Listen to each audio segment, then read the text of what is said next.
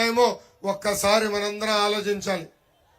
4 సంవత్సరాలు 10 నెలలు అందరూ కష్టపడి లక్షలు ఖర్చు పెట్టి పిల్లల్ని బాగా చదివిస్తే కేవలం 897 పోస్టులు ఈ రోజు విడుదల చేశారు. ఆ గ్రూప్ 2 పోస్టులకి దాదాపు 5 లక్షల మంది నిరుద్యోగులు ఈ రోజు ఎగ్జామ్ రాసే పరిస్థితి అందరం చూస్తున్నాం. అందుకే నిరుద్యోగ యువకులందరినీ నేను హామీ ఇస్తున్నా, 2 నెలలు ఓపిక పట్టండి, ఎవరు అధైర్యపడతండి. మన ప్రభుత్వం ఏర్పడిన మొదటి సంవత్సరం నుంచి డిఎస్సి కూడా నిర్వహించే బాధ్యత నేను వ్యక్తిగతంగా తీసుకుంటాను. జగన్ని చూస్తే బిల్డప్ బాబాయ్ గుర్తొస్తాడండి. ఎవరు గుర్తొస్తారు? బిల్డప్ బాబాయ్. కోట్ల రూపాయలు ఖర్చు పెట్టి యాత్ర 2 సినిమా తీశారు. ఎమ్మెల్యేలు ఎమ్మెల్సీలు టిక్కెట్లు కొని మరి డబ్బులు ఇచ్చి మా సినిమా చూడండి రా బాబు అని అడుగు తినే పరిస్థితి వచ్చింది. ఈ వైకాపా పార్టీకి అంతిమ యాత్ర మొదలైందని వాళ్ళకి నేను హెచ్చరిక జారీ చేస్తున్నా. ఈ బిల్డప్ బాబాయ్ కట్టింగ్లు మామూలుగా ఉండవు. ఒక మీటింగ్కి వెళ్ళి నేను అర్జునుడు అంటాడు, ఇంకో మీటింగ్కి వెళ్ళి అభిమన్యుడు అంటాడు. కానీ బిల్డప్ బాబాయ్ ఒక సైకో, ఒక భస్మాసురుడు, ఒక సద్దాం హుసేన్ లాంటి వాడు. అతని వ్యతిరేకంగా ఎవరు మాట్లాడినా, ఒక ట్వీట్ పెట్టినా, ఒక పోస్ట్ పెట్టినా ఫోన్ తీసి బంధువులతో ఈ ప్రభుత్వం బాగాలేదని చెప్తే ఏకంగా కేసులు పెట్టే పరిస్థితి ఈ రోజు ఆంధ్ర రాష్ట్రంలో చూస్తున్నాం. ఈ జగన్కి రంగుల బొమ్మలంటే బాగా ఇష్టం. మనం కట్టినీళ్ళకి రంగులేసి ఆయన కట్టినట్టు చెప్తాడు. మనం పెట్టిన అన్న క్యాంటీన్కి రంగులేసి సచివాలయం ఏర్పాటు చేసామని చంకలు గుద్దుకుంటాడు.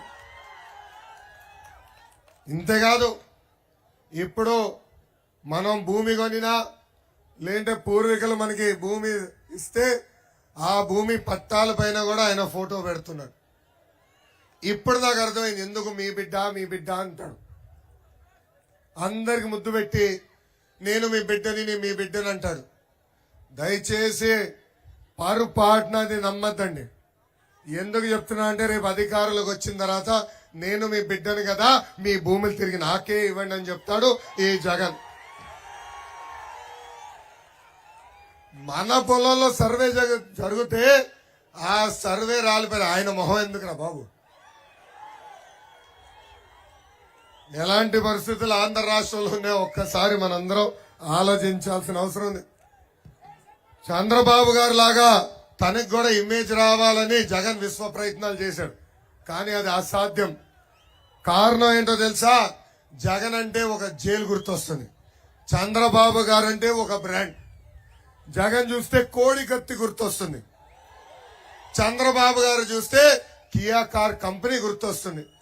జగన్ ఒక ప్రిజనరీ, చంద్రబాబు గారు ముందు చూపున్న ఒక విజనరీ. నిన్నగాక మొన్న మనందరం చూసాం చంద్రబాబు నాయుడు గారిని అతి కిరాతకంగా ఎలా అరెస్ట్ చేశారో.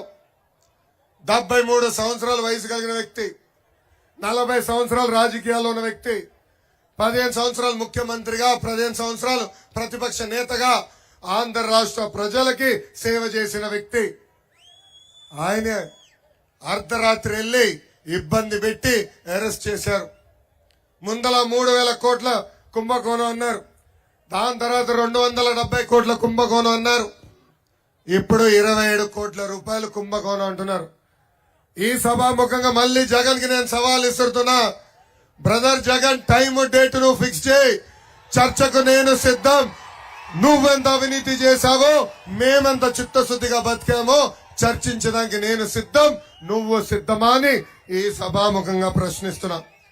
జగన్ జైలుకి వెళ్తే రోజుకో కుంభకోణం బయటపడేది. అదే మన బాబు గారిని రాజమండ్రి జైల్లో బంధిస్తే రోజు ఆయన చేసిన మంచి పనులు బయటపడినాయి. ఈ మధ్యన నేను చూస్తున్నా, నువ్వే మా నమ్మకం అని కొత్త బోర్డులు తీసుకొచ్చారు వైకాపా నాయకులు. ఊరూరికి బోర్డులు పెడుతున్నారు.